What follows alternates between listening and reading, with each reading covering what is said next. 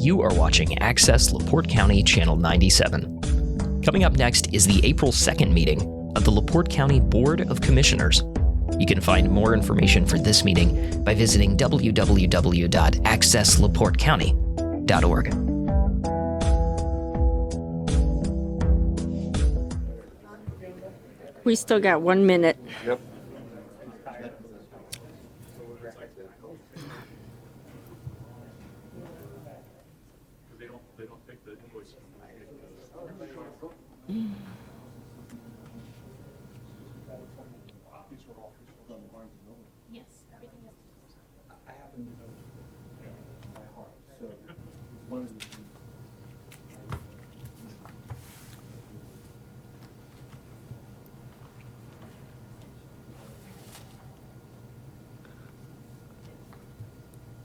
We ready, Anna? Yes. Okay.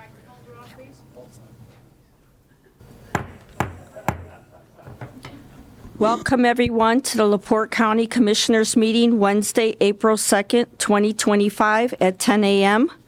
Everyone stand for the Pledge of Allegiance. Rich, can you start us? Pledge allegiance to the flag of the United States of America and to the republic for which it stands, one nation, under God, indivisible, with liberty and justice for all.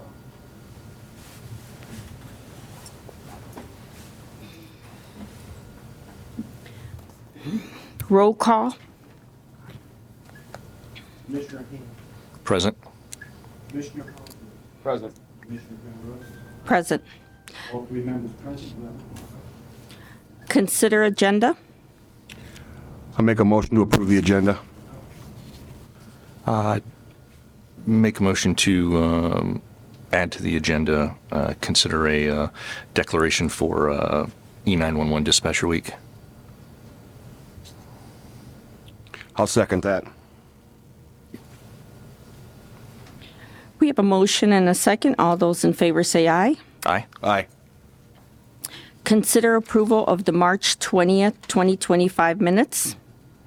Motion to approve the minutes as presented. Second. We have a motion and a second. All those in favor say aye. Aye. Consideration of claims. Payroll ending 3/21, $1,529,834.65. Move to approve payroll as presented. Second. We have a motion and a second. All those in favor say aye. Aye. Operating expense claims, $1,052,348.95. I'll make a motion that we accept the claims. Second. We have a motion and a second. All those in favor say aye. Aye. Aye. Public comment. We have public comment open. Good morning, Commissioners. My name is Jackie Dermody, and I'm with Morning. Family Advocates. Is this okay? I'm just here briefly to share with everyone as a reminder that April is Child Abuse Prevention Month, and in Indiana, all of us are mandated reporters, which means the message is if you see something, say something. There is an 800 number that everyone should have in their phone, and that's 800-800-5556 to report any concerns regarding abuse of a neighbor, friend, family member. And I also have some pins for everybody, so if I could pass those out. Yes. Thank you. Thank you. Thank you. I just want to say thank you for all that your organization does. You really do a good job. And we appreciate all the county support. Thank you so very much. Have a great day. Thank you. Public comment is still open. Is there anyone else for public comment? Hearing none, we'll close public comment. Department head comments.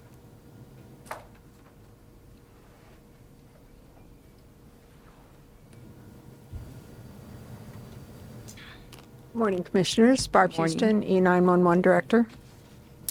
April the 14th through the 19th is Telecommunicators Week, where we honor our dispatchers. And for a little bit of information, in 2023, we handled 155,424 calls. Of that, 66,663 were emergency calls. In 2024, we handled 149,911 calls. Of those, 66,597 were emergency calls. So far in 2025, in January, we've had 11,417 calls. In February, 10,406 calls. And in March, 12,979 calls, for a total of 35,341 phone calls. Now that's calls into the center.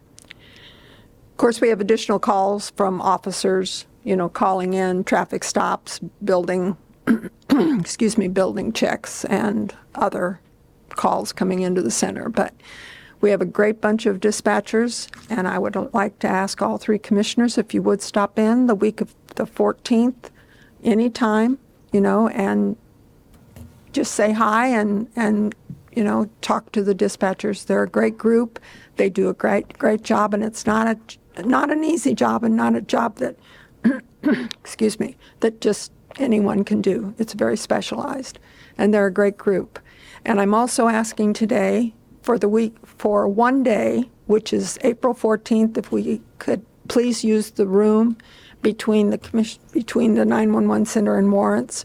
There's a large table in there, and we can put, we usually get food items such as donuts and coffee and everything we can put in there, and they can walk in and have coffee and donuts. Oh, we already gave permission to go ahead and use that room, so Perfect. We'll Thank expect you. that you will be using it.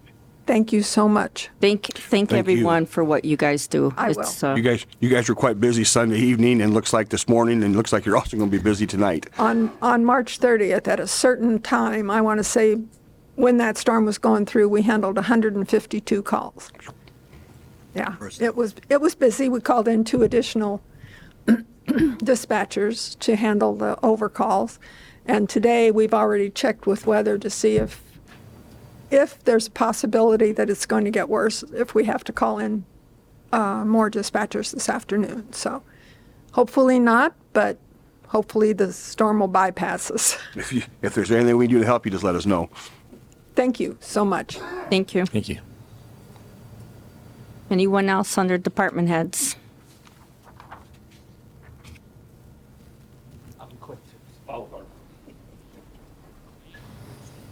Good morning. Rob Saby with Emergency Management. I just wanted to give an update on everything that's been going on. It's been a busy week for everybody, and I know Barb said that they've had a lot of calls.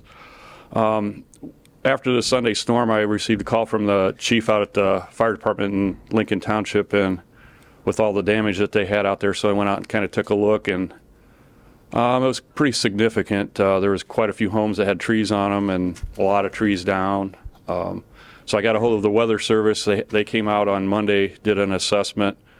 They determined that it was straight line winds with probably 70 to 80 mile an hour winds. So that's why it was such a widespread destruction down there. So, and we also had some over in Trail Creek area. I got a hold of the state. They brought up a damage assessment team. They came up also on Monday. Went around pretty much the whole county what we could find. They determined that we had 17 significant damage, and I think it was like 37 that were minor.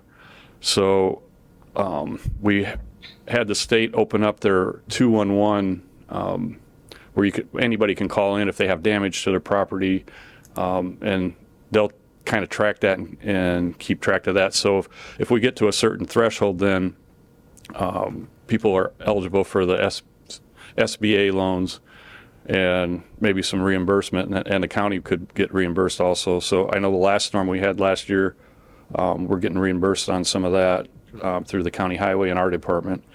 With the storms coming in today, right now it's looking that we're in the high wind area, so it's possible we're going to get 50, 60, maybe up to 80 mile an hour winds this afternoon. Hopefully the tornadoes are going to stay away from us, but actually sometimes that straight line winds do more damage than the tornadoes will. So other than that, we've been busy trying to get a handle on all that. So I know I sent out the information to as far as the 211 to all you and to the council, and we've also posted it on our Facebook page. So if anybody has any damage, we encourage them to get a hold of that, call that number and report it. Because if we get to that threshold, then that's going to help us out as far as, getting maybe some reimbursement. So any questions that... I took a tour out there at Fish Lake yesterday. It's extensive, and there's still people without power as of this morning. The electric crews are working, rain, shine. They're going like gangbusters trying to get it all back together. I'll inform people to call 211 and keep us informed what's going on. Yeah, I was out there Sunday, and I was amazed, and all the neighbors and everybody out there were working together, get those cutting up trees, getting the roads open and everything. So they all came together. It was kind of cool to see all that. The other thing we were working on a little bit, I know 421 was closed for quite a while with some wires down. I got a hold of NIPSCO yesterday morning, kind of giving them our concerns of why the road is still closed, because apparently it was only one pole and just some wires that were down. Within about 3-4 hours, they got back with me and said they got it open.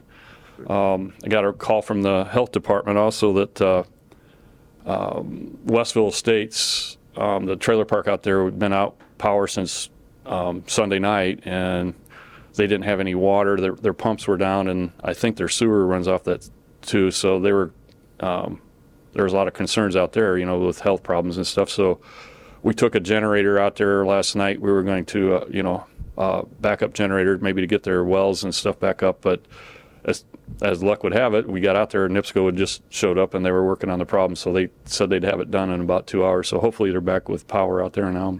They're back to, having drinking water and able to flush their toilets and that kind of stuff. So, but yeah, it's been a busy week, and hopefully today is not, round two.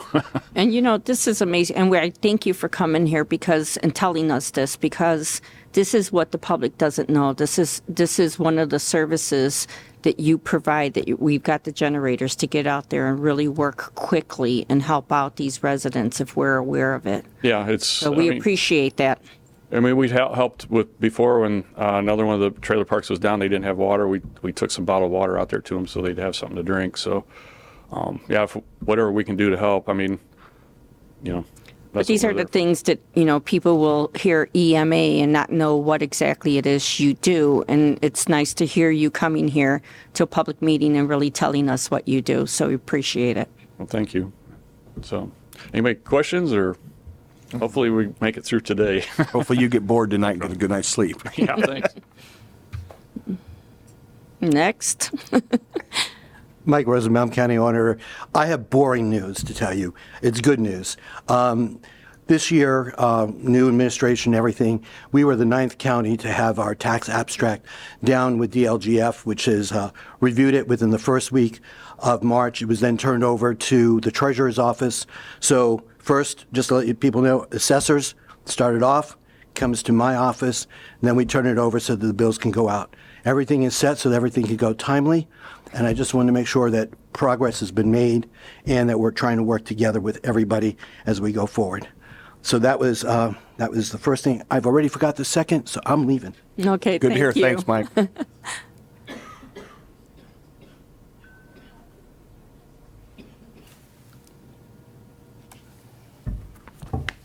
Good morning, Commissioners. Attorney Shaw Friedman with a brief update on the county's filings in IURC Cause 46183, for which you authorized the county's intervention back in February.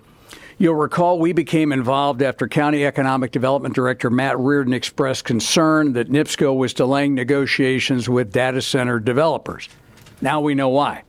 It turns out they filed this petition in January seeking approval from the IURC to set up a largely unregulated subsidiary called NIPSCO Generation LLC that would essentially finance, develop, build, and supply power to megaload users. You can't blame NIPSCO management for seeing a tremendous profit opportunity to benefit shareholders, but as we filed testimony from our expert witness with the IURC earlier this week, the risk for ratepayers is huge with no upside for ratepayers. NIPSCO has been selling itself on Wall Street as a data center darling and touting the fact it will need to build some $5 billion in capital expansion to serve these data centers. You'll recall one of Matt Reardon's concerns was that data center developers ought to have the ability to work with independent power producers or have build on-site power production and not be dependent on NIPSCO's unregulated subsidiary, GenCo, which would have an unfair advantage in the marketplace by controlling all aspects of financing, building, and supplying new generation with profits upstreamed to shareholders. As another party in the case, Tacanac Incorporated put in testimony filed yesterday, and I quote, allowing NIPSCO to create an unregulated generation affiliate that competes with other generation providers when NIPSCO keeps a stranglehold on its monopoly service territory is not the answer. Now, while NIPSCO can claim they will ring fence all risks of the new entity from NIPSCO, no one believes that can be done.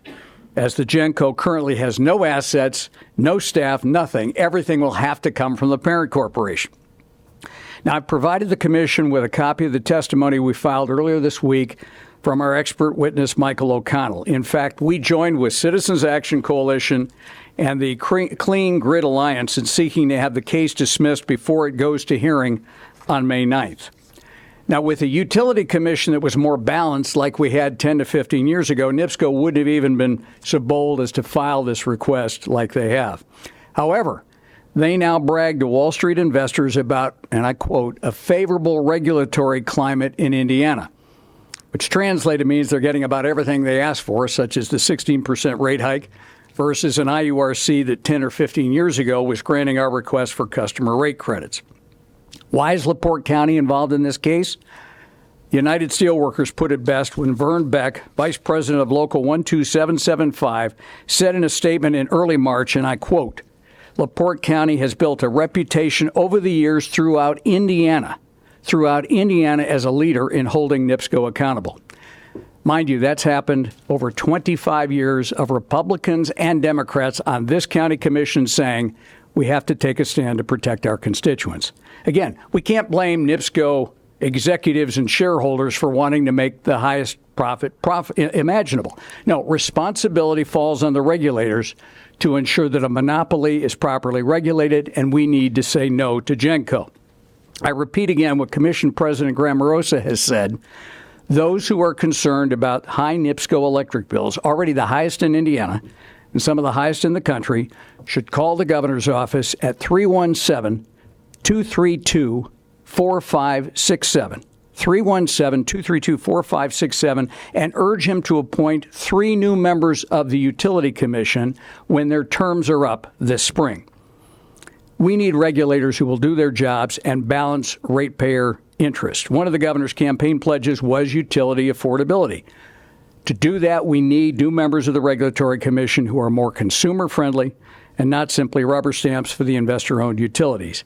It is high time that someone from the NIPSCO service territory be appointed to the Utility Commission, as all 5 members currently are from Indianapolis, and they don't pay NIPSCO rates. Again, 317-232-4567, urging the governor to replace current IURC members. And I thank you for the opportunity to update you on this case. Thank you. Thank you. Mr. Friedman, I've got a question. This cause number 46183 and the petition you've provided us with here today, this is a separate cause number or petition, if you will, from the rate tax hike. Yes. Or, well, not tax hike, but rate increase. Yes. Okay. You're doing this on behalf of the county? Yes, that's correct.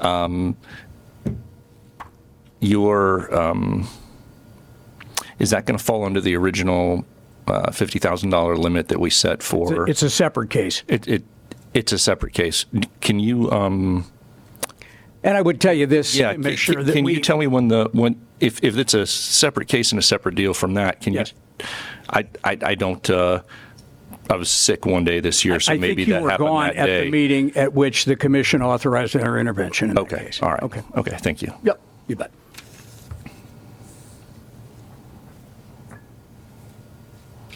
Moving on, do we have any other department heads? Hearing none, we'll close department heads. Requests. Consider permission to hold the 13th Annual Blue Walk for Prevent Child Abuse from the First United Methodist Church. We do this every year. What would be the pleasure of the commission? I make a recommendation or a motion that we approve this. Second. We have a motion and a second. All those in favor say aye. Aye. Aye. Consider, Thank you for everything you're doing. did you want to come up and say anything, or?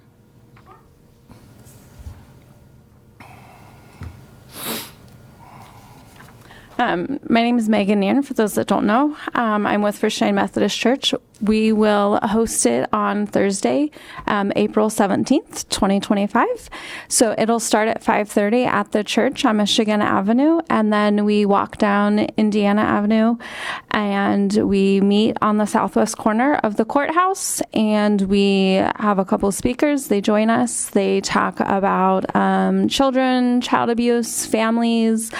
We just spread awareness.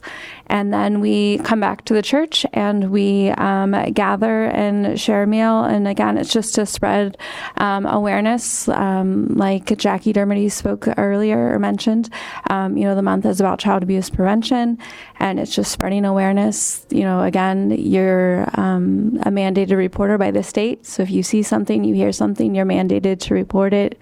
She mentioned the number. Just to give you some statistics, an annual report put out by the child abuse neglect fatalities. The most recent one is from 2023. There was one fatality in the county, and that was due to neglect, due to neglect, and posted on the National Children's Alliance website, which has statistics from the CDC and other state websites as well and sources. More than 550,000 children are known to the authorities to be abused. And in the U.S., children's welfare authorities looked into the safety of more than 7.5 million kids annually. And of those, around 3 million received an investigation or alternative responses from the Children Protective Service agencies. So just to give you an idea, it's not just like a few people, it's globally, and it's a lot of numbers of abuse and neglect that are happening. So it's just a little way that we can do to spread awareness. So we would love to have everybody and anybody, it's not just a church thing, join us and try and spread some awareness. I do have some ribbons that I can give at the end of the meeting that are blue. And that started in Virginia. A grandmother lost a grandchild due to abuse, her daughter's boyfriend. And so she just tied a blue ribbon to the antenna just to remember what the bruises looked like. And it has now become the symbol of abuse and neglect, and to spread awareness is just a blue ribbon, really. So you'll see that. People will wear that, and sometimes too you'll see the little windmills that people, or not windmills, but I'm sorry, I'm skipping the word. Pinwheels. Pinwheels, thank you, that people will stake. They'll also see that as a symbol just to kind of keep happy families and children, and just we want to continue that cycle of keeping happy families and children. So we'd love to have everybody join us on Thursday, April 17th at 5:30 at the church, and as we gather on the southwest corner of the courthouse to spread awareness. So thank you. Thank you. As everyone's aware, we recently had a deceased child in Michigan City last month. Yeah. And I'm sure there's a special place in hell for anybody that would abuse a child. Thank you. Thank you. Okay, moving on. Consider permission to approach the council to spend funds for equipment. Our superintendent, highway superintendent, Charity.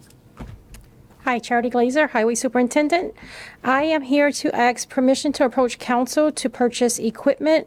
The first request would be permission to spend from our budget up to $500,000. With that, we would purchase 3 one-ton utility dump trucks with a dump body on it. It's a smaller one. They would have one for each district, LaPorte, Rolling, and Hannah. Then we are asking for 2 asphalt hot boxes. We have one now in LaPorte, and it works great, so we want to get one for each other district. Also for that is an attachment for our skid loader to do our edging, and that would be the pieces of equipment for that request. And then the other request would be for an additional appropriation from LRS money. It would be not to exceed $800,000. And we would like to purchase a new bucket truck for the LaPorte district. This would actually be a forestry utility truck, not a bucket truck, not a utility bucket truck we have now. That bucket truck that we have would go to the rolling shop, and then that way each district would also have a bucket truck. I mean, trees are like our #1 priority here in the county. The new one would have a bigger reach. It would reach up to like 75 feet. And then the other equipment would be a new vac truck. The one we have now was purchased in 2018, but it was purchased used. It's a 1997, and it does not have the power that we need for our vac truck. So we are requesting that. And then the other one, it still works, but we'd have to put that one up to auction and get some money back for that one. It's a pleasure of the commission. I'll make a motion that give her permission to approach the council. Second. We have a motion and a second. Any discussion? I have a couple questions, if you don't mind. Okay. On those F-550s, are you going to mount plows on them and salt distributors in the back? It's an option to do later on, or it's not in this package. Okay, But yeah, okay. we can do that later on if need be. Because you probably use them in the subdivisions and cul-de-sacs? Yeah, we probably do one for the LaPorte one for sure. But then, like I said, that's not in this package, but Okay. it's something we can add on later if the on money's later. available. Okay. Also, the winches and the lights, are you going to have them put that on, or are you going to have the The county lights are highway do it? installed. I'm not sure if there's a winch on it, but the lights are in the package. They're in the package, okay. Yep. Thank you. Yep. Any other questions? Hearing none, all those in favor say aye. Aye. Aye. Thank you. Thank you. Thank you. We have no old business. On the new business, consider contract with EDA Consulting, LLC. Commissioners, so last month there was an issue with the terms. I did edit the terms, and for some reason yesterday you didn't get a copy of the document with the terms, but the terms that are apparently agreed to by Mr. Shuck are his professional services will be from April 1st, 2025 through December 2025, December 31st, and his services are $150 an hour, not to exceed $45,000 for the term of the contract. What's the pleasure? I recommend that you go ahead with this, even though the copy that you have has my highlighted changes in it. And this contract would help the auditor's office and the assessor's office and the treasurer's together? Yes. Okay. Yes. It's in order to get our CNAV ready. There's certain documents that we have to have done by the 13th of this month, and then the next big push is by April 1 to have our CNAV, which helps us set up our rates for next year. That's perfect. What's the pleasure of the board? I'll make a motion, we accept the contract. I'll second for further discussion. The last time these services came up, Commissioner Grammarosa had asked if there was quotes had been sought from other firms for this. Were there other quotes sought for this? The answer to that is no. This is somebody that used to work for another firm, so we didn't go look at that firm. 2 people that used to work with a different firm. These are 2 people that were trusted with the staff that we have now and were recommended by the staff that I'm working with. And so therefore, they were under the $50,000 mark. So there wasn't a need to go seek any other proposal. We wanted to go with the people that we trust and believe know our county, and they truly do know our county. All right. I appreciate that. Thank you. I do feel I would be remiss here if I didn't mention the individual who's doing a lot of this work for quite a while. Last year, testified during a trial that he was threatened that he would never work in LaPorte County again by Attorney Shaw Friedman. And here we are now, the first time this contract comes up for renewal since that trial. That person and firm is no longer getting work in LaPorte County. I think that's worth noting. Thank you. May I? No, I'd like may to, I I'd say like that- to respond something But first. may I say something Yes. quick? The commission did not approve that contract. That vendor was hired anyways and paid out of the auditor's office, whether legally or illegally. Again, people went rogue. So go ahead. So we did evaluate using him, and I do apologize. I may have misspoke just before. We did evaluate using that person. I have no idea about a court case that you're referring to, but it was based upon really seriously, the people in my office know that person as well. Last year, that person was 4 weeks late. And so it was between the recommendation, knowing that that person was 4 weeks late, that we didn't want to choose that person for this year. Okay? But we did, on behalf of the work that was performed, we did go in front of the council to get him paid. All right. Thank you. Okay.